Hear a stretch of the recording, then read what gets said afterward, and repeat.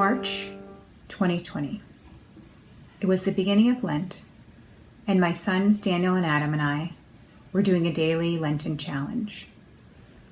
The day's activity was coloring a favorite Bible verse. I chose part of the 23rd Psalm. Though I walk through the valley of the shadow of death, I fear no evil, for you are with me. I had no idea how much those words would resonate with me in the months ahead. To be honest, I have spent a lot of time during this pandemic feeling fearful. These are dark times in our country. My family is facing some really difficult challenges. At times, I have really struggled. But the St. Columba's community has comforted me again and again, and has been there for my family too. Let me give you some examples. This spring, we tuned in every week to the Great Hall service. Even though it's been years since my children were preschool age, it was comforting to sing the old familiar songs with Amber Dutton Hanlon, to see Reverend Amy's smiling face, and to hear the simple and clear messages we teach the youngest members of our community. God is with you. Love one another.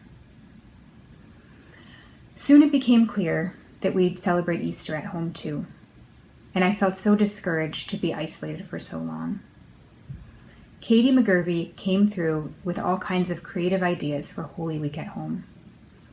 I threw myself into it, and it was the first time during those early days of simultaneously being a worker, a mother, a housekeeper, and a teacher that I felt like I really got something right. The children's and youth ministries have been wonderful too. My boys have loved everything from Sunday school in Rite 13 to Vacation Bible School to summer night fun with Kelly Crabtree to biking the sites with Elliot. It's been a lifeline for them while they are separated from their friends and classmates. This summer, Alicia Brinkerhoff organized a lovely and socially distant home church. It allowed us a fledgling sense of normalcy. Not only a mass, but also donuts and some precious time on the St. Columba's playground. The Fathers Group warmly welcomed my husband, Andrew. During the pandemic, he's enjoyed catching up with the dads more than ever, and especially their meaningful discussions about racial justice and fatherhood. St. Columba's has been such a rock for my mom, and Romig too. She loves Bible study with Joshua Daniel and meditation with Courtney Hunley. Charles Maluzzo has been faithfully visiting her while she is isolated. Susan Flanders reached out to her when her best friend got a devastating diagnosis. Reflecting on these stories has made me appreciate St. Columba's more than ever. Thank you to each of you I named, and to the many I did not, who keep this community thriving.